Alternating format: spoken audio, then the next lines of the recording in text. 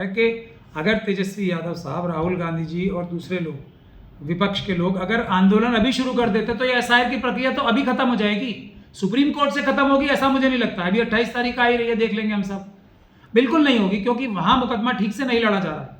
वहां तो मुझे यही लगता है कि हारने के लिए ही मुकदमा लड़ा जा रहा है, ऐसा मेरा इंप्रेशन है। और मैं इसके बारे में पहले भी बोल चुका हूं, आज नहीं बोलूंगा। असली जो सबसे बड़ी अदालत है, सुप्रीम कोर्ट से भी अदालत बड़ी कौन सी है, वो है जनता की अदालत। ये लड़ाई जनता की अदालत में होनी है, और जनता की अदालत में अगर ये लड़ाई शुरू करेंगे, बायकॉट तो जनता बायकॉट से भी ज्यादा आंदोलन चाहती है। आंदोलन अगर शुरू हो गया तो एसआईआर खत्म हो जाएगा, बचोगे नहीं, आप जेल जाओगे, ये बात याद रखना मेरी।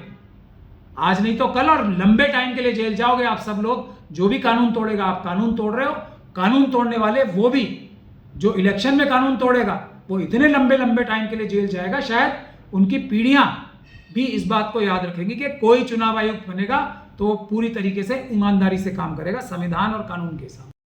बिहार के नेता प्रतिपक्ष तेजस्वी यादव ने बिहार चुनाव के बहिष्कार के सवाल पर कहा है कि वह लोगों से बात करेंगे। इसको कैसे देखते हैं? उन्होंने कहा है कि जब चंडीगढ़ की तरह ही चुनाव होंगे, बेईमानी होगी, तो फिर चुनाव का क्या मतलब रह जाता है? सर देखिए, मैंने अभी भी इस सवाल के बारे में आपके अभी जवाब दिया है कि अगर तेजस्वी यादव साहब, राहुल गांधी जी और दूसरे लोग, विपक्ष के लोग अगर आंदोलन अभी शुरू कर देते तो ये एसआईआर की प्रक्रिया तो अभी खत्म हो जाएगी, सुप्रीम कोर्ट से खत्म होगी ऐसा मुझे नहीं लगता। अभी 28 तारीख आ ही रही है, देख लेंगे हम सब।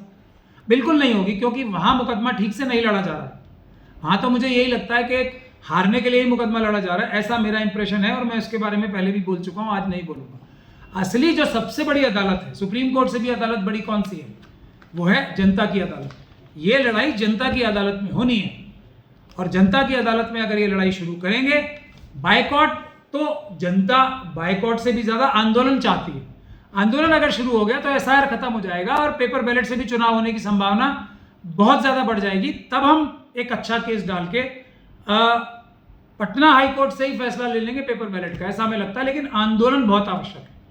क्या चुनाव का बहिष्कार करना विकल्प है? अगर जब आप लोकतंत्र की मजबूती की बात करते हैं तो फिर चुनाव में नहीं लड़कर कैसे लोकतंत्र को मजबूत कर पाएंगे? सर, जब चुनाव लूटा ही जा रहा है, जब चुनाव हो ही नहीं रहा है निष्पक्ष, तो ये विरोध जताने की एक अच्छी तरीका हो सकता है। अब देखिए, तेजस्वी यादव साहब वहां पे बिहार में सिंगल लार्जेस्ट पार्टी है, उनसे ज्यादा, उनकी पार्टी से ज्यादा किसी पार्टी को बिहार में असेंबली में सीटें नहीं आई। लेकिन क्या ज्ञानेश कुमार जी के कान पे जूं भी रहेंगी? तो ये है बुनियादी बात, शर्म ही नहीं है।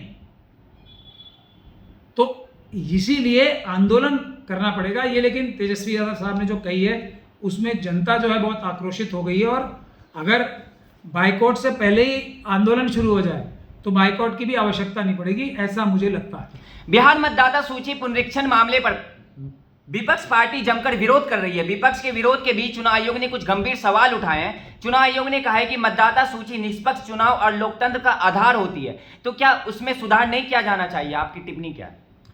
सुधार किया जाना चाहिए, उसका बेड़ा गर्क नहीं किया जाना चाहिए जो एसआईआर के जरिए चुनाव आयोग के लोग कर रहे हैं।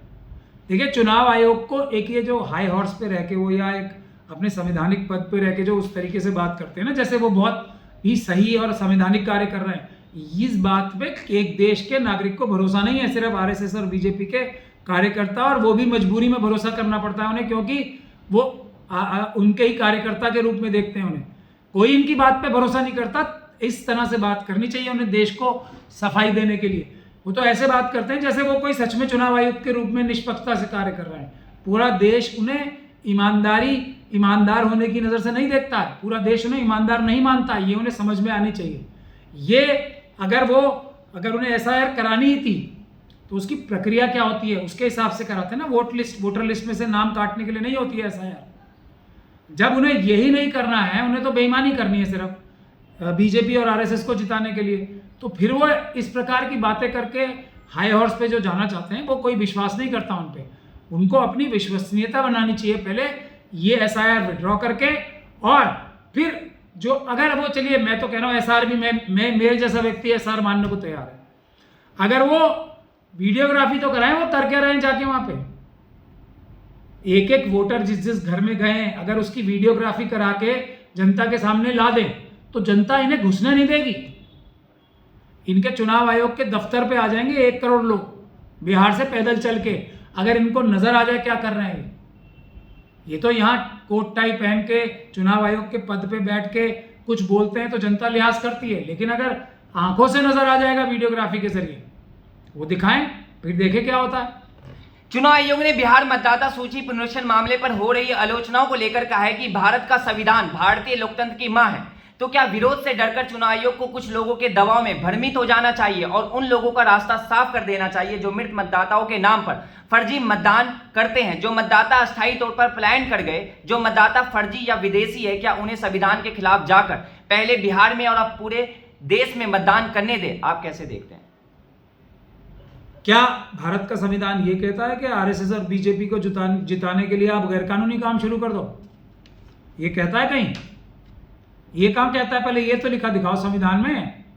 और उसके बाद क्या भारत का चुनाव ये संविधान ये कहता है कि आप गैरकानूनी तरीके से एसआईआर शुरू करा दो? आपको पावर कहाँ है एसआईआर कराने की, वो बताओ पहले। और इस प्रकार से एसआईआर कराने की पावर कहाँ है आपको? गैरकानूनी काम करने के लिए बाध्य करता है आपको। आपको पता है कि कैसे वोटर लिस्ट में से नाम काटा जाता है? सेक्शन 22 की तरीके से काटा जाता है। एक बार किसी का व्यक्ति का इलेक्शन इसमें वोटर लिस्ट में नाम आ गया तो उसको काटने की प्रक्रिया है सेक्शन 22 में, और कोई प्रक्रिया नहीं है उसकी कानूनी। हाँ, जो आप एसआईआर करते हो उससे नाम ऐड हो सकते हैं, कट नहीं सकते। काटने की प्रक्रिया एक ही है। और उससे पहले अगर आप इतने ही सच्चे हो तो ये जो नाम वोटर लिस्ट में आए थे, जिन लोगों ने, वही तो हैं सब सारे लोग आपके अधिकारी, उनको जेलों में भिजवाओ पहले आप। तो अभी 61 लाख वोट आप आनंद फानन में आके काट दोगे और देश की जनता देखती रहेगी। मतलब आप ये सोच रहे हो इतना बड़ा जो मतलब लफ्जों से भी बाहर है कहना, इतना बड़ा अपराध करके आप बच इसलिए जाओगे कि मोदी जी आपको बचा लेंगे? बचोगे नहीं, आप जेल जाओगे, ये बात याद रखना मेरी। आज नहीं तो कल, और लंबे टाइम के लिए जेल जाओगे आप सब लोग। जो भी कानून तोड़ेगा, आप कानून तोड़ रहे हो, कानून तोड़ने वाले वो भी, जो इलेक्शन में कानून तोड़ेगा वो इतने लंबे टाइम के लिए जेल जाएगा, शायद उनकी पीढ़ियां भी इस बात को याद रखेंगी कि कोई चुनाव आयुक्त बनेगा तो वो पूरी तरीके से ईमानदारी से काम करेगा संविधान और कानून के साथ। चुनाव आयोग ने पूछा है कि क्या हमें निष्पक्ष प्रक्रिया के जरिए मतदाता सूची को तैयार नहीं करना चाहिए? मतदाता सूची ही निष्पक्ष चुनाव और मजबूत लोकतंत्र का आधार होती है। इन सभी सवालों पर हम सभी भारतीयों को गंभीरता से और राजनीतिक विचारिकता से परे जाकर विचार करना चाहिए। इन सभी मुद्दों पर अब गंभीरता से विचार करने का सही समय आ गया है। आपकी टिप्पणी क्या है? बिल्कुल यही बात तो हम कह रहे हैं कि आपको ईमानदारी से काम नहीं करना चाहिए था। आप क्यों ईमानदारी से काम नहीं कर रहे हो? क्यों आरएसएस और बीजेपी को जिताने के लिए आप सारे कानून तोड़ रहे हो, संविधान की हर शपथ को तोड़ रहे हो जो आपने लिए? क्यों कर रहे हो ऐसा? यही तो सवाल है। क्यों कानून के तरीके से नहीं चला रहे हो? क्यों वीडियोग्राफी नहीं दे रहे हो? क्यों कानून बदलवा रहे हो मोदी जी के घर में जाके? आपने रातों रात, वो तो जो इतनी अच्छी रिपोर्ट आई है उसने तो सारे कागज ही दिखा दिए कि एक दिन में आपने पूरा कानून बदलवा दिया वीडियोग्राफी देने का। क्यों ये सब काम कर रहे हो आप? यही तो जनता कह रही है आपसे कि आप चुनाव आयुक्त हो, किसी आरएसएस और बीजेपी के वर्कर नहीं हो। आप ईमानदारी से काम करो, यही तो हमारा सवाल है आपसे। क्यों नहीं कर रहे हो ईमानदारी से?